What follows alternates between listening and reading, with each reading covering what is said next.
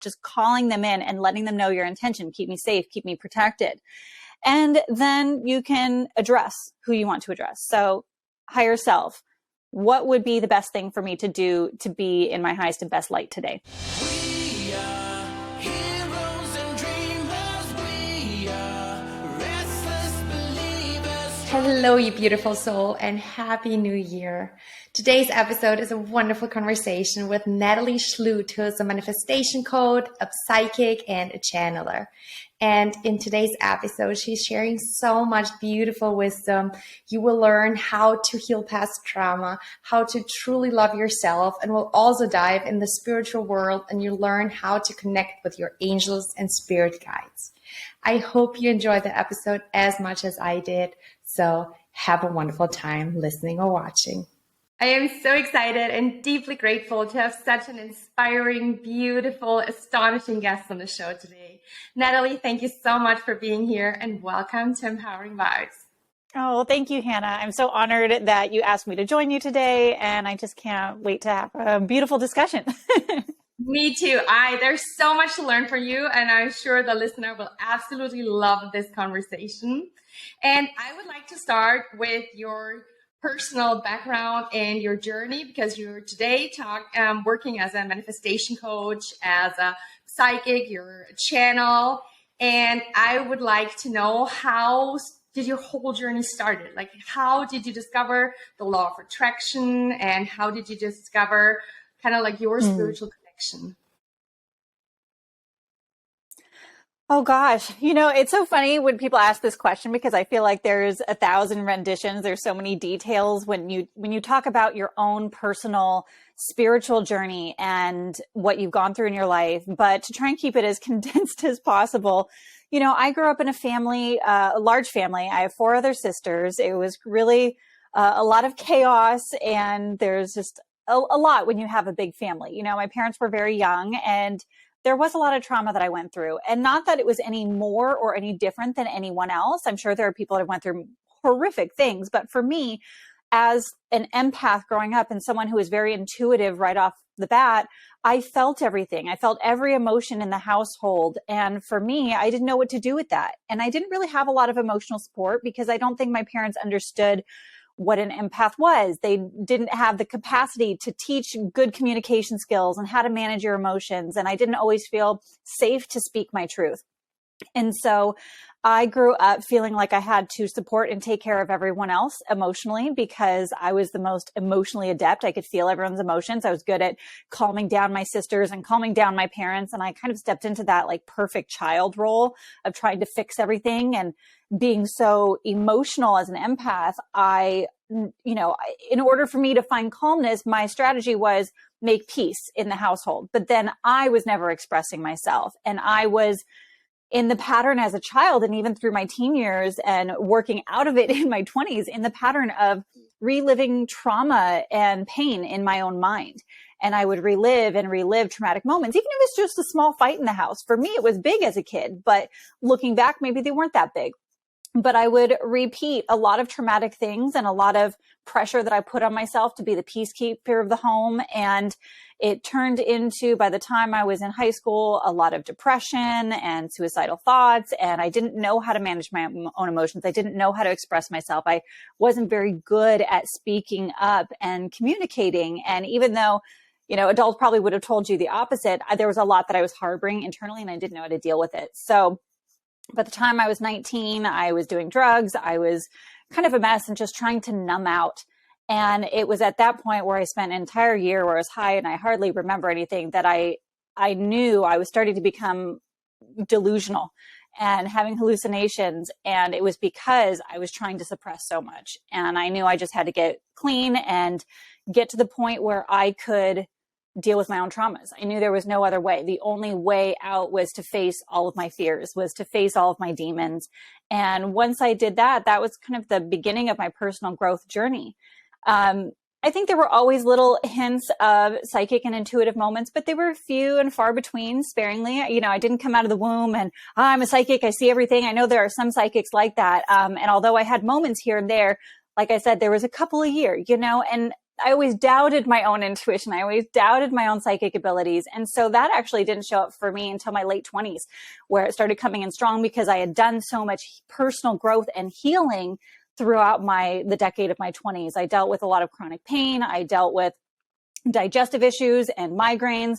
There was a lot of physical things that I was holding on to. And I think for those of you who are listening and understand, like when we have a lot of trauma in our life, it creates these emotional patterns. I was in the pattern of having, emotional breakdowns on a weekly basis, or at least once a month or twice a month. And there was a whole decade of my life that I cried every day, an entire decade, every day. If you can imagine, like that's how much pain I was in. And I would have massive meltdowns year after year, month after month, week after week, because I didn't know how to manage my own emotions. I didn't know how to manage my own thoughts. I didn't know any of that. And so that's what I spent most of my 20s doing, was learning how to figure out me. And the more healing I did through books that I read, through, just the inner work that I did, the more that I became more intuitive. I actually became more in my power. I was actually introduced to the law of attraction through my now husband. He told me about Abraham Hicks and these books, before we were dating. And that really got me excited that, hey, there's another way, right? I was already into reading a lot of spiritual books. I was a very spiritual person. I was reading a lot of personal development books and just working on myself. But when I found that, I was like, wow, if anything is possible, then what am I doing? Why am I waiting? Why am I not taking action? And just knowing the information was one thing, but it actually took several years before I implemented it in my life. And that's when things really changed. It's one thing to read a book and to know the information. You can spout out the facts over and over again. But it wasn't until we were married and I got to the point where I was getting really frustrated with myself, frustrated with the lack of progress, so to speak, that I was getting in my life. And although I was making progress, I wasn't seeing it as fast as I wanted to. I just think I personally had a lot more emotional things and to work through than some other people. And not that mine is more or less, but just some people, they learn about law of attraction and they get it really quick. And for me, it didn't happen really quick. It didn't. But I think I had a lot more healing to do. And so, yeah, once I committed, there was a year that I decided I'm going to work on this every day. Every day I'm going to focus on how I'm thinking, how I'm feeling. I'm going to be hyper aware of my own patterns. And it was really hard. I realized how hard I was on myself, how I had this perfectionism where no matter what I did, I was never good enough for me. And through that process of trying to manifest the external things, I realized that I really needed to focus on first just the self-love part. And that was a big game changer for me when I started really loving myself. And through this process, I was working as an athletic trainer because of my chronic injuries and being a dancer and an athlete for so many years. That was my career.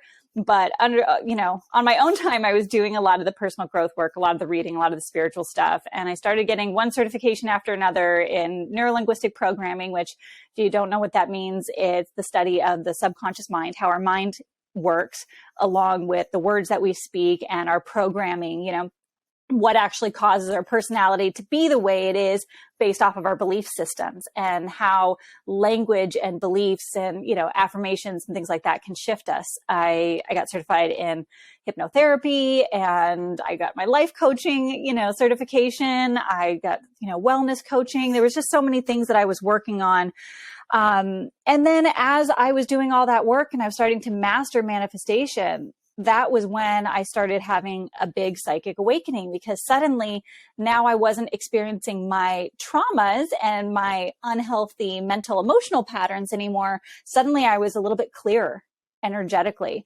And so when I was working on people healing their physical bodies in the athletics training room, and figuring out what was going on and giving them rehab exercises, as I would touch people or as I would talk to people, suddenly I was seeing colors in their bodies. I would know what their limiting beliefs were. I would see visions and feel as if I'm in the room when they're having a big argument that just happened yesterday with their boyfriend or whatever. And that was causing their neurological pain. I was starting to pick up all this psychic stuff because I was clearing out my own gunk and able to tap into everyone else's stuff a lot more clearly. And that was when I decided, okay, this is a thing. I've known this is a thing in my life, and it's just been a little bit here and there throughout the years, nothing big, nothing major. But when it started happening more and more, and it started happening more intensely with emotions and visions and things like that, I decided I have to figure this out, clearly this is a part of who I am, and this is going to keep happening.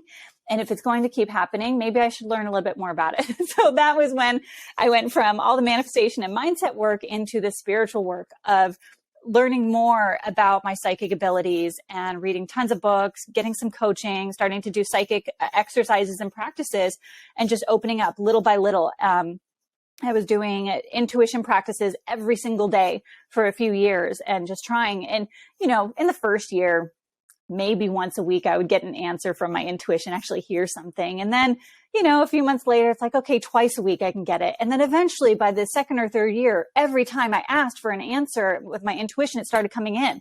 And then I was channeling, I was channeling guides, I was channeling angels. And it happened because I was so committed to my transformation. I was so committed to bettering myself that all of a sudden, all these layers started opening up and evolving to where I am today. So it was really, it wasn't like I set out, oh, I'm going to go be a psychic or I'm going to go be a channeler. I mean, had you asked me 6 years ago that I was going to be teaching, you know, people how to channel and teaching people how to tap into their intuition and do that, I would have been like, whoa, I'm not capable of doing that. Like, that's way beyond me.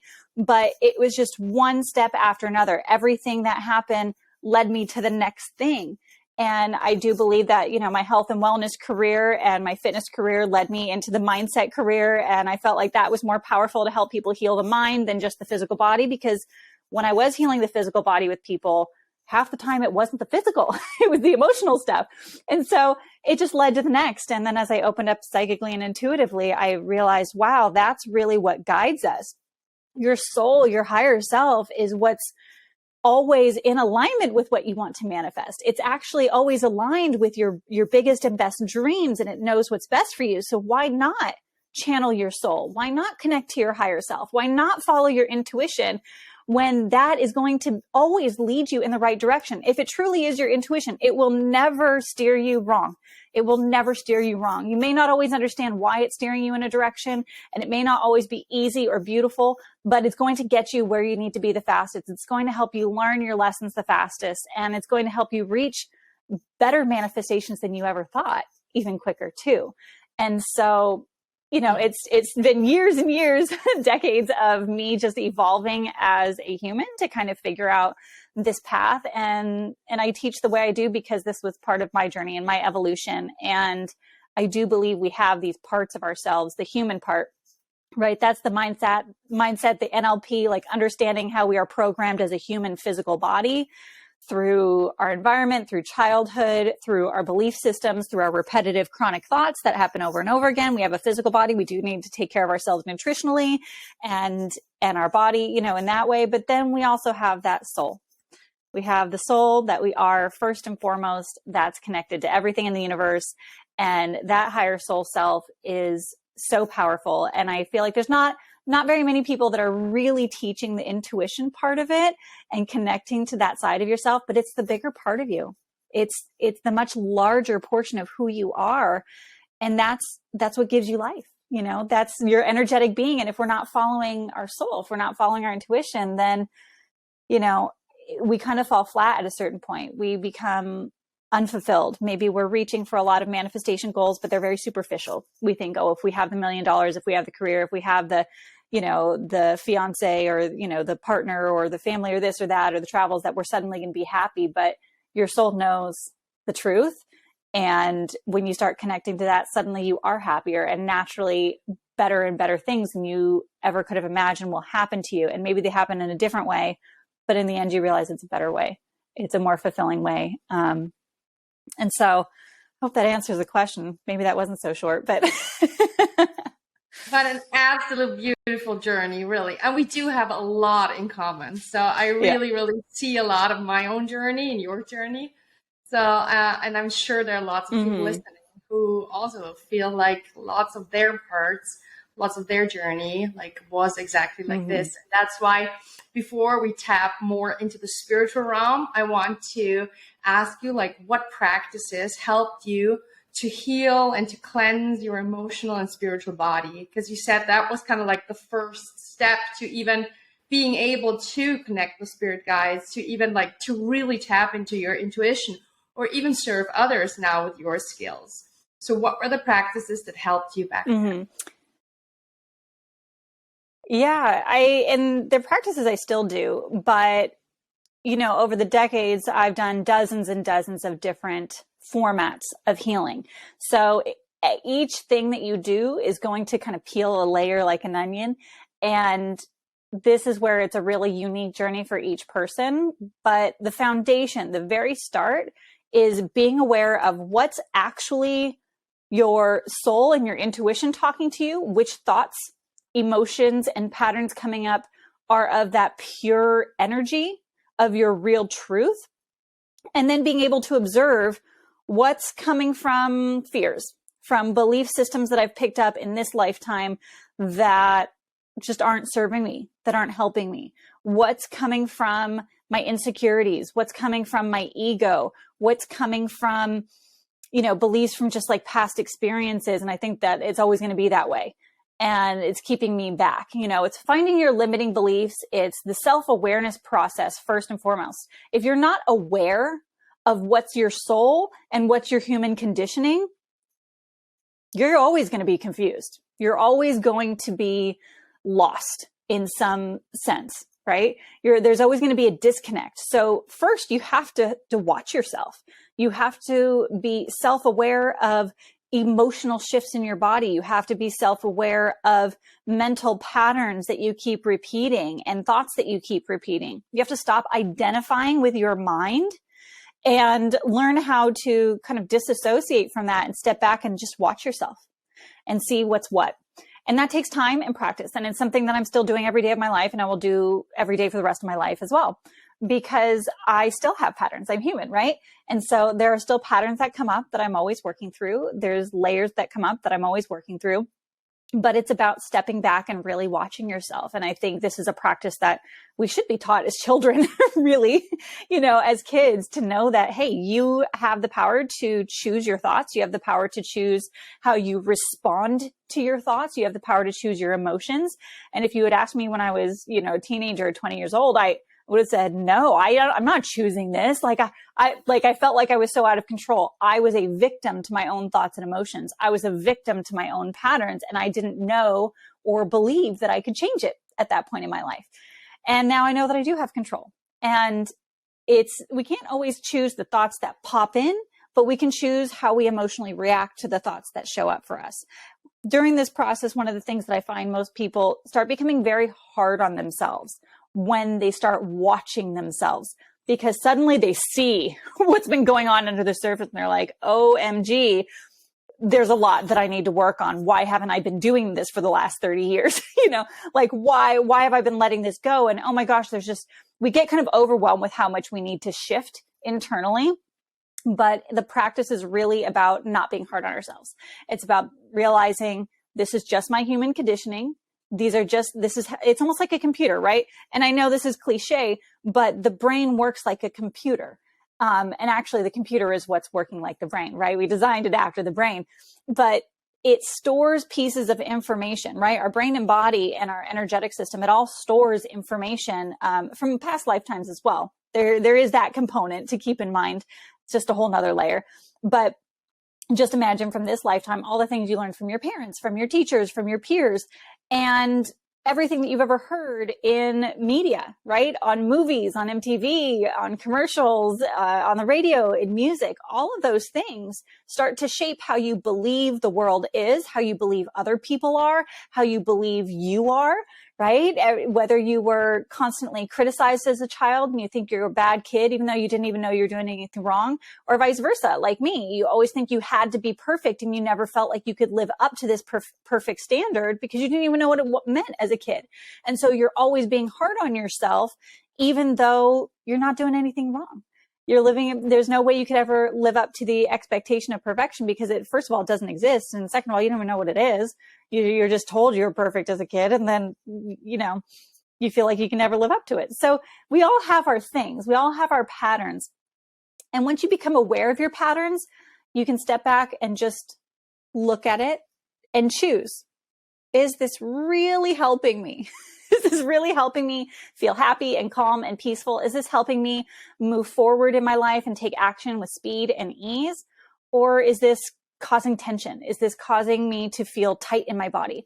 Is this causing me to feel like anxiety? Is this causing my chest to tighten or heaviness in my gut? Is this causing me to feel like I need to retreat and I don't want to be out in the world? What are these belief systems? What are these patterns doing for you? You know, do you have patterns in your life that are self-sabotaging? You know, we want to, you know, take care of our bodies and we want to look a certain way, but then we're buying things and putting them in our kitchen that are not helping us. We're not eating clean. You know, maybe we want to feel more energy, same thing. And, you know, those are things that we need to look at. Like, what are our actions? What are our patterns? What are our thoughts? What are our emotions? How do we see ourselves? Is a big one, because that's your identity. The way you see yourself is the way you show up for the world. And when you see yourself from the perspective of being that future version of yourself, you know, when you picture in your mind the future version of you that has all the things you want, that's really happy and blissful and peaceful and calm and excited for life, whatever that looks like, whether it's a family, whether it's traveling, whether it's a specific career or a lifestyle or living somewhere else in the world, whatever it is, when you picture that future version of yourself, how does that person act? And that's really how you make that leap, is learning to change from the inside out. And when you change from the inside out, suddenly the outside starts changing too. You know, when we treat people kindly, suddenly we're treated kindly back. Crazy thing, right? You know, when we treat people badly, we gossip, we talk, we're rude because we're in a mood. Well, we're going to get shit back thrown at us too. And that's how life works. So when we start to change who we are from the inside out, first we have to be aware. Awareness is everything. If you don't have the awareness, if you're not watching yourself and you're not loving yourself and being kind and compassionate with yourself as you go from where you are now to where you want to be, it's going to be a hard, bumpy road. And so that is really the foundational practice of all the inner work, is self-awareness. And once you have that self-awareness, now we can tack on all the fun practices, right? Now we can tack on the affirmations, we can tack on the meditations, we can tack on, you know, all the hypnotherapy and doing the trauma work and things like that. But none of those things really, really work on a deep level if you don't understand why you're doing what you're doing, and if you don't understand yourself first and foremost. And once you understand yourself, everything kind of flows and comes into practice a lot easier. You know, working with angels has been a really big one for me. That has created just a whole new level of healing and miraculous encounters too. So, you know, again, there's dozens and dozens of practices, but step one, you have to have awareness of you, your patterns, and realize that's just your conditioning. It's not who you are. That's not who you really are. And I think that's the big one. When people start watching themselves, they start blaming and hating on themselves for not being as good as they should be, right? Or want to be. But once you see it for what it is and you start loving that version of yourself while you're making progress, that's really where the journey begins and continues always.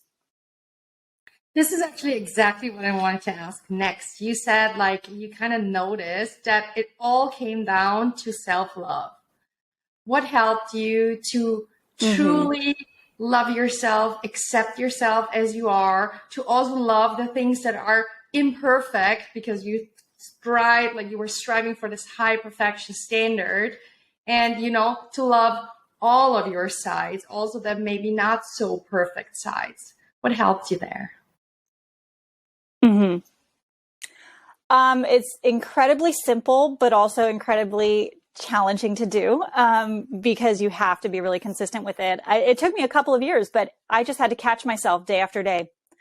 Every time I started to get mad at myself, every time a negative thought about myself came up, every time I felt frustrated, overwhelmed, or angry because I didn't get enough done, whatever. Anytime I blamed myself for anything, and in the beginning, it was multiple times a day, every single day, when I started my self-love practice, where I just had to catch myself in the moment. And then when I caught myself doing something to myself, saying something to myself in my mind, feeling shitty about myself for whatever it was, I had to take a moment and just put my hands on my heart and breathe. And I just had to love myself. I just had to take that moment to really feel who I was and have compassion, like unconditional love, unconditional compassion for myself in that moment. And I just calmed myself. So simple, but doing that. And I had to do that several times a day, day after day, day after day, month after month. And then it was, once a day. And then it was a couple times a week. And then eventually it was training. It was training to calm my nervous system. It was training to shift how I was thinking, shift how I was feeling about myself. I had to train myself out of that, emotional pattern of like harassing myself. I was harassing myself all the time. And I didn't even know I was doing it because it was something that I've done my whole life, right? I've been doing it since I was a kid, never feeling good enough, never feeling like I'm perfect enough. And I was beating myself up. And I think that was a big part of, the crying for years, the emotional breakdowns for years, was the fact that I was just being hard on myself. No one was being hard on me but me. I was the only one being hard on myself, and recognizing it day after day. Anytime I got emotional, ask myself, what's going on? Put my hands on my heart, what's happening inside, and shifting, starting to say loving things to myself, starting to breathe, calm. And eventually I broke that pattern. I don't have emotional breakdowns anymore. I don't do that. It's been years. And I spent a good 3 decades living my life that way. And it's only been a handful of years that I've been out of it now. But I broke that pattern, and I broke it by showing up for myself every single day. I had to show up for me, and I had to be committed to loving myself. And it was hard. It took a lot of work. It took a lot of consistent work, but it was so worth it because I feel like I'm a completely different person than I was a decade ago, and entirely different. And it's really beautiful. It feels good too. I bet. And the relationship with ourselves is just key. Mm-hmm.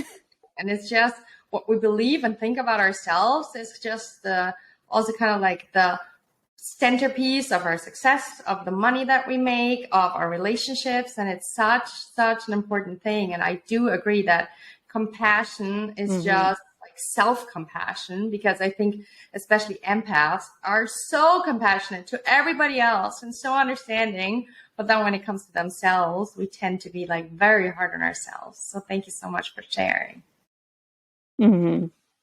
I would like to talk about your psychic abilities. And I would like to, how can we connect with our spirit guides, with angels, with all the supporters, our ancestors, whatever it is in the spiritual world that gives us support on our life journey? How can we dive into this connection? Mm-hmm. Yeah. So that's a beautiful question. It's a simple answer, but it's not necessarily simple to do. So trailing back to earlier in our conversation, where we first have to be self-aware, right? We first have to know, what are my thoughts as a human conditioning? What are like the patterns and cycles that I'm on just from like my personality, from being human? And then what's the subtle difference between the thoughts and visions that are coming through that are actually from the spiritual world, right? From your soul, from your higher self, or anyone in that spiritual realm. And first, you have to be able to decipher the two. You have to be so self-aware that you can tell the subtle difference between what's your thought that's coming from your own personal desire, your own ego, your own patterns, your own programming, or what's a thought, vision, or emotion that's coming from something outside of me, right? Outside of my human body, my human conditioning. And that takes practice. I read in a book that it's like when a musician hears a note and they can hear when a note is off key. It's the same thing. So being able to decipher what's coming from your human self versus what's coming from the spiritual world it's like something's just like a little off. There's a little difference, because often when people are channeling, sometimes the voices that come through or the visions that come through, I mean, we get visions anyways, right? We're daydreaming. We're thinking about what we want to manifest. We're visualizing. There's that vision, but then there's a vision that like drops in that it feels different. It feels like it's coming from somewhere else. Like, hey, where'd that come from? Same thing with when you're hearing your spirit guides, when you're hearing your angels, when you're hearing your ancestors, when you're doing mediumship, you're hearing, a dead loved one that's around. There's a subtle difference. there's a shift in energy. For me, there's this knowing. It's like the frequency, the vibration, the energy, it just feels different. I can feel when something is a little more like forced. I don't know if I want to say forced, but it's kind of almost indescribable, right? Where it's like, there's an energy of something that's me and a pattern, and it's a little bit heavier and denser. Whereas when we're channeling, there's something a little bit lighter about it. And then to decipher which guide that's coming through, which angel and so forth, or whatever spirit is coming through, they all have their own energetic blueprint. So they all feel slightly different, right? They all feel like they're a different note, a musical note.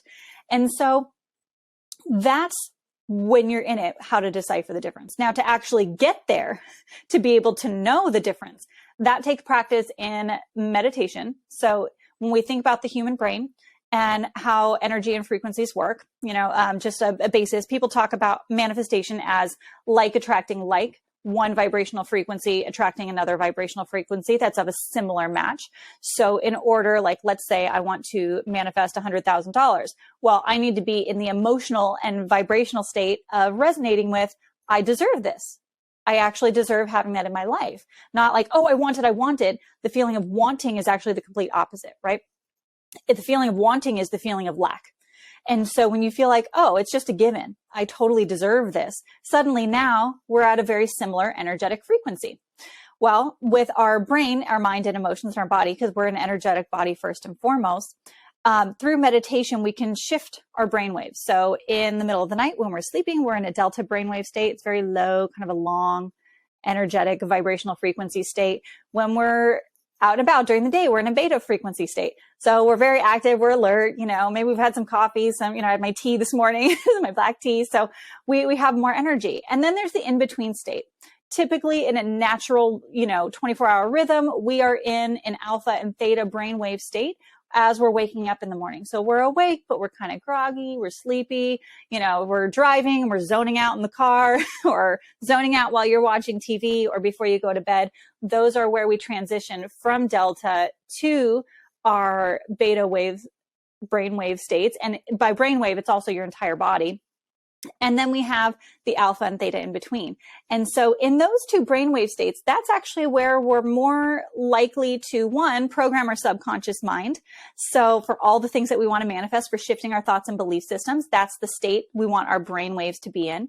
But that's also the state where we can more easily tap into the spiritual realm.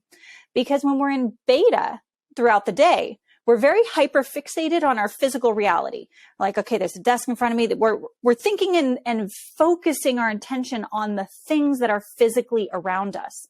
In order to tap into the spiritual world, we almost have to disconnect a little bit from the 3D world, disconnect from our physical world, and shift our consciousness and our focus into the spiritual world. And to do that, we have to calm our brainwave states, not so much that we fall asleep into delta, but we're kind of in that in between. And this is where meditation practices are really powerful. Listening to binaural beats and music you can find on YouTube or elsewhere that train you to shift into that brainwave state. The key is also to quiet your own mind and thoughts so that you are open to receiving more information from your guides, from your angels, and from your spirits. And so part of it is training your brain to go there, to be able to tap into that level of brainwave frequency very quickly so that you can call in whoever you want to call in the spiritual world. And then being able to decipher what's what once the information comes through. Because you might be in that brainwave state through your meditation practice, and you might be channeling, and you might still have your own thoughts pop up. You're going to need to know if it's your own thoughts. You're going to need to know if it's the spirit you're actually channeling. And, there are some really important practices to keep in mind. The reason why I've designed my online programs the way I do, where there's a level 1 and a level 2. Level 1 is where you learn your manifestation, basic intuition, and all the subconscious programming, is because you really have to be strong in that in order to be ready for the psychic information. And when you are channeling, there's a lot that needs to happen there as well, because it can be, I don't want to use the word dangerous, but in some ways the spiritual world can be dangerous because it's not as obvious as the 3D world. First of all, when there's a bum or something in a dark alley, you don't walk down there. Okay. You can see it. You can physically see it in your reality. In the spiritual world, it's much harder to decipher the difference. You really have to be highly attuned to your inner world, highly attuned to energy and emotions. You have to clear out a lot of your own traumas in order to be able to clearly decipher if it's a high level energy spirit guide or if it's a low level energy spirit guide. You also need to be able to have certain practices. I make sure that all of my students are always asking, questioning, are you who you say you are when a guide comes through? Because you'd be amazed at how many of them are not who they say they are. They will trick you.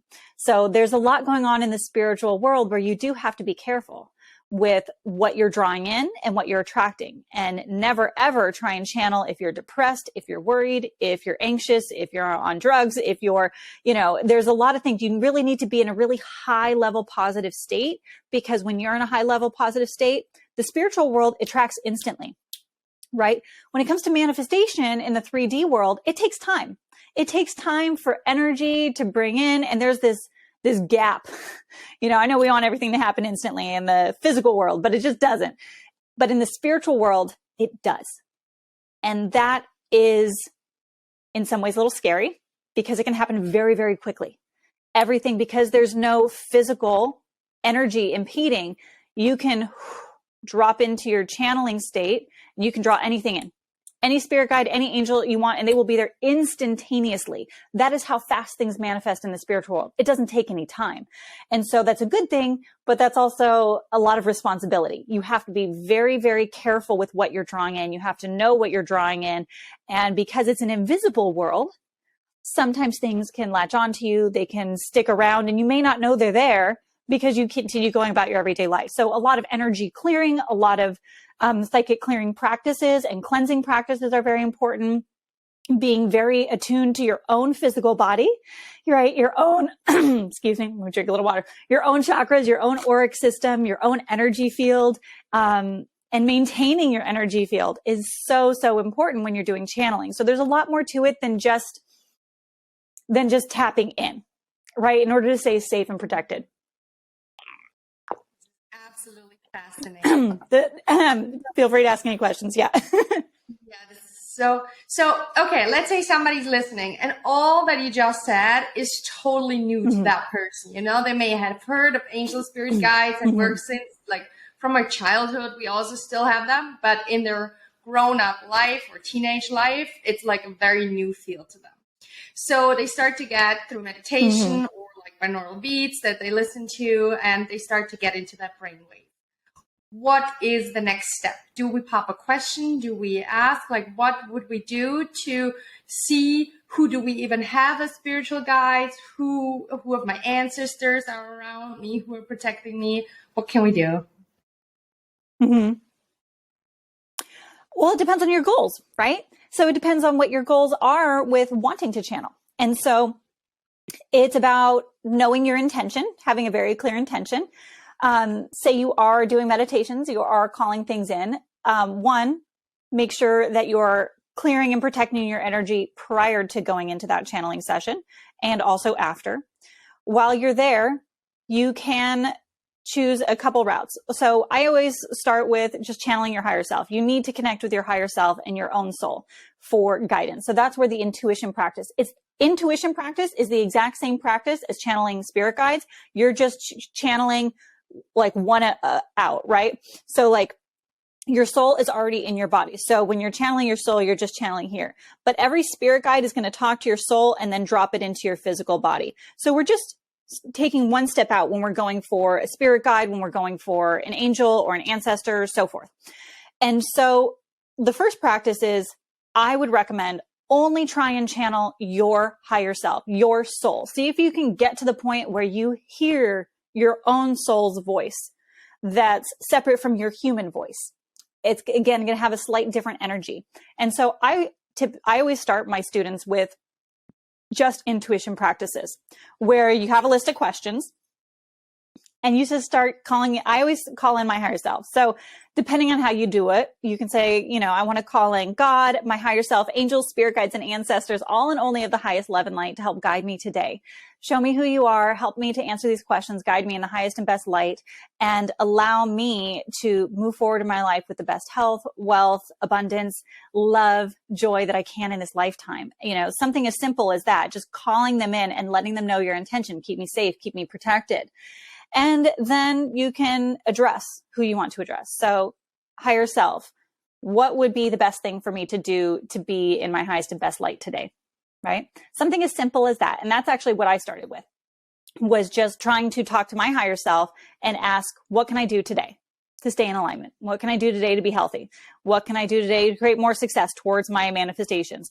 And sometimes it was as simple as drink a lot of water, go for a walk, get some sunshine, or do this one task in your business today. Make sure this gets done. And so that's how I typically start. I start people off with just channeling your higher self and seeing if you can get daily guidance.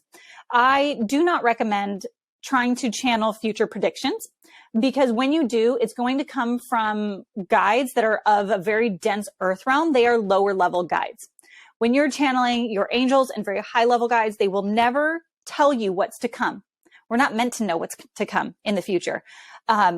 And when we do, again, we're channeling on a lower vibrational level. As I was doing my psychic work years ago, I was doing predictions for a while there. But what I noticed was it actually kind of messed with everyone's minds. So as I was working with my coaching students, I was giving them predictions. They did come true. So most of them did come true, but I noticed the way it affected them mentally and emotionally. And it wasn't helpful. It really wasn't helpful. They would fixate on a prediction instead of fixating on being in their own power and taking control of their own life and creating their own destiny. And when we fixate on a prediction, it's only a prediction. It's never 100%. It's only a prediction based off of where you are in that moment, what your energetic blueprint is, what's one possibility of potentially thousands of possibilities. You have more control over your life than you realize. And so I don't recommend choosing predictions, but I do recommend using your higher self, your angels, your spirit guides, your loved ones, your ancestors to help heal you, to help guide you on your everyday life, to help guide you towards your manifestations, to help you, in the moment, what's really going to be the highest and best for you and for everyone else in your life too. And so that's how I like to start, starting with the higher self. If you wanted to call in, say, a grandparent that has passed away, or an ancestor or something like that, or a specific guide, you do work to call them in too, right? So if you're going to ask for, Grandmother Mary or Jesus Christ, whoever you want to call in, you can call them in by name once they come in. Once again, ask them if they are who they say they are, because they have to say yes if it is. And if it's not, they'll either be silent or they'll say no, and you'll feel their energy shift. It's like this. You're like, oh, you are not who you say you are. Okay, send them away. Just tell them to go away and never return. They're not allowed in your energy field or anywhere around you ever again. And you have control. So anytime you're channeling, you want to make sure that you feel like you are more in your power and you are more powerful than anything else that comes through. That was one thing that a shaman, one of my mentors, taught me, was when you're channeling, you never want to channel something that's more powerful than you are, because they can take over and they can manipulate you. And I think sometimes people get into channeling because they want more power, right? And that was where I was when I started too. But there is a lot of trickery in that. So it's learning how to decipher all these different levels, all of these different things. And it takes a lot of practice, but it's doable. And I also actually have guided meditations. So in my courses and even on my website, I sell some of them a la carte, where you can just listen to a guided meditation where I take you into the alpha theta state. And then I guide you towards, I will call them in for you. I'm doing all the work so that you can just sit back and experience your visions. And so in a lot of the guided meditations that I sell, I actually train people how to do that. And then you can do it on your own. But it's nice to have, just your ear pods in and to be able to sit back and relax and really be present. So they're really training guides. But those are some of the things that I work with my students and that I have available for people too. You explained this absolutely beautifully and so hands-on that somebody really can totally work with it. So thank you so much for sharing. I would like to talk a little bit more about Oh, you're manifestation. welcome. This is also your expertise, your field of expertise. So what are your top tips to manifest in speed time, like the love that somebody like really wants to have in his life, the money, the success, whatever, or just the self-love or the relationship with ourselves? Like, how can we manifest what we truly want? What are your top tips for that? Well, I'm going to go back to the same thing I said earlier. You have to start with awareness. You have to start with awareness of your own thoughts, your own patterns, your own habits, your own actions. Because if you're not self-aware, you don't know what you need to shift. For everyone, it's going to be slightly different, right? We're all unique individuals, and the things that I need to shift to get to $1 million are going to be different than the things you need to shift to get to $1 million. And so it's not cookie cutter. I think a lot of times in the manifestation world, people are looking for, oh, if I just do this one practice, I'm going to do the 5-5-5 method. I'm going to write my affirmation 55 times for 5 days in a row, or, whatever it is, all these little magic tricks. Like, that's not what manifestation is. It doesn't work for everyone because that's not how it works. This is not magic. This is conscious intention for how you are showing up for your life. So if you want to get to where you are faster, you have to be self-aware. You have to be aware of what your patterns are, looking at your patterns, thoughts, emotions, actions, and break down, okay, which thoughts, action, and emotions are supporting me? Which ones are helping me reach my goal? Which ones are in alignment with that future that I want to have, of really loving myself, of having the financial abundance, of having the healthy body with a lot of energy? Like, what things are you thinking, saying, feeling, and doing that are helping you? And then what things are you thinking, saying, doing, and, that aren't helping you? And when you look at the things that aren't helping you, okay, now I'm going to shift those. So we have to do the work on the human level, right? On the physical consciousness level of how we are physically showing up. But then we also need the soul side, right? So we also need to be listening to our higher self and regularly practicing in a meditative state, connecting to that energetic soul part of us and aligning more to that, listening to your intuition and doing everything it tells you. When it feels good, when it feels right. Sometimes there's not a reason for why you're doing what you're doing, but you just have to trust it. And it takes a lot of practice for people to start trusting their own intuition, to start trusting their own higher soul self, because we're taught not to. As in childhood, we're all taught at a certain point as children, when we're learning how to speak, parents begin to say, use your words, listen to me. It's not do what you feel is right. You now have to do this. Go over here. Be quiet. Don't express that emotion. We start to learn to listen to the voice more than listening to what's inside. And we're not, so that kind of shifts us into listening to the programming more than listening to the soul self, right? More than listening to our intuition. And so we just have to flip that. We have to flip that and pay attention to what's happening on the human part of us and train it like a dog. You have to train yourself to be the person you want to be. But then you also need to be really self-aware of you, of that bigger energetic part of you, the energy that's coming through and that's guiding you. And it sounds simple. It's a simple concept to kind of understand, but to actually put it into play takes a lot of effort and consistency. And then eventually that becomes your habit. It becomes your habit to be self-aware and to love yourself through all the shifts that you're changing, all the habits that you're changing, all the words that you're changing, how you talk to yourself, how you talk to others, how you show up. And also to just be in alignment, be more in alignment and trust in that higher guidance that's coming through for you. And that's how you can get anything that you want faster. It's not a one-stop little trick or practice. Those are great. They're wonderful. I love the affirmations. I love the visualization. I do it all. I do all the fun stuff too. But if you don't have the foundational understanding of why you're doing what you're doing, I find people get kind of not messed up, but they slow things down because they're learning manifestation by just going on YouTube. They're learning manifestation by, I'm going to do this practice. I'm just going to say my affirmations 10 times in the morning, 10 times at night, and everything's going to change. But they're not watching themselves, right? They're not figuring out what's their programming. They're not looking at their old traumas, their old patterns. They're not following their intuition. They just think if I say these affirmations enough, or if I just do this visualization, right? You have to really understand why you're doing what you're doing. Those things can help and they do work, but not if you're not doing the foundational practices of actually changing from the inside out. Absolutely. And it comes down to the person that you are and your identity. And like you said before, and that's like, you always manifest who you are and what you want. And I think that's something that sometimes the YouTube world like portrayed as just do this practice. And it is like you'll manifest anything you want. And it is actually who we are. And that's what we're manifesting, in the positive and the negative, however you want to like judge it. So thank you so much for sharing.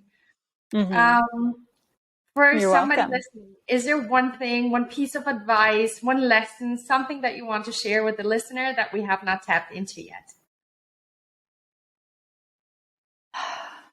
That we haven't tapped into yet.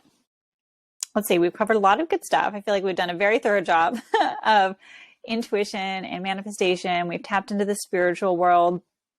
I think kind of just a closing statement is to really love the present moment and to be more present. It's very easy to be fixated on all the traumas from the past, or to be fixated on worrying about the future and how am I going to get there. But part of being in alignment with your highest self is really living in the present, living in the now, and being appreciative and grateful for everything you have now. You can love where you are now, even if it's not where you want to be forever, right? We can still have the big goals and the big dreams and appreciate and be grateful for everything that's in our life. And when we are, and we're really present and we're in the moment, that is the energy that you want to feel in the future. That is the energy that's going to draw your future closer to you. And so that's also just the most important daily practice, is to be unconditionally loving, unconditionally present, and really allowing yourself to be in a state of gratitude and appreciation. It's a game changer when you start to really appreciate what's around you. I think a lot of people get into the manifestation realm because they don't like where they are. They want something different. They see all these things on Instagram and social media, and they see movies, and, they want this big life because they think, oh, if I'm there, I'm going to be happier. And so a lot of people jump into this manifestation world really looking for that quick fix of finding happiness. But happiness happens in the now. And when you love the now, you find more joy in the small things in life. You're just happier. You're more who you truly want to be. And everything is more fulfilling and joyful. The whole manifestation world, it's not about getting to the end goal, because there is no real end goal. There's always an expansion of our journey on a soul level and even on a physical level.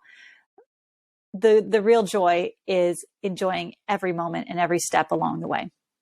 And if we forget that, then when we do receive what we want, even if it's an external physical manifestation, it's going to be fleeting. If your happiness is fleeting now, it's going to be fleeting when you do, find your soulmate, when you do have the career, the money, the travel, the whatever else. You're still going to have that feeling of not feeling whole and complete and not really feeling happy and joyful. And so just know that the external thing is because you want to feel an internal feeling. And the more you can focus on the internal feeling, which it's always going to be some level of gratitude and appreciation, because once you have those external things, you're going to be grateful for it, right? Like, hopefully that's the whole point, is you're going to feel grateful. So if you feel grateful now, be grateful that you have a roof over your head. Be grateful that you have clean water, that you have food, that you have a bed to sleep in. I mean, things could be so much worse. They could be so much worse. And when you appreciate all those little things, it's just magic. Like, magic and miracles will start happening so much faster for you. And you're really going to have a much better quality of life being present and enjoying what is, instead of always living for the future. We never know what the future is going to bring. We could die tomorrow. There could be an accident. We just never know. And so loving today is really important. Thank you so much for sharing, Natalie. It's been such a beautiful conversation. You shared so much wisdom, and it was really, truly a wonderful, wonderful conversation. Thank you so much for your time. Thank you for being on Empowering Vibez, and thank you for all the good that you're doing in the world. Oh, thank you so much for hosting this beautiful conversation. And I'm so grateful to you too, for allowing me this opportunity to connect with your audience and, all the beautiful questions you've asked. I feel like we covered such a wonderful array of topics today. And so I'm just grateful for all of the wonderful love and light that you're putting out into the world.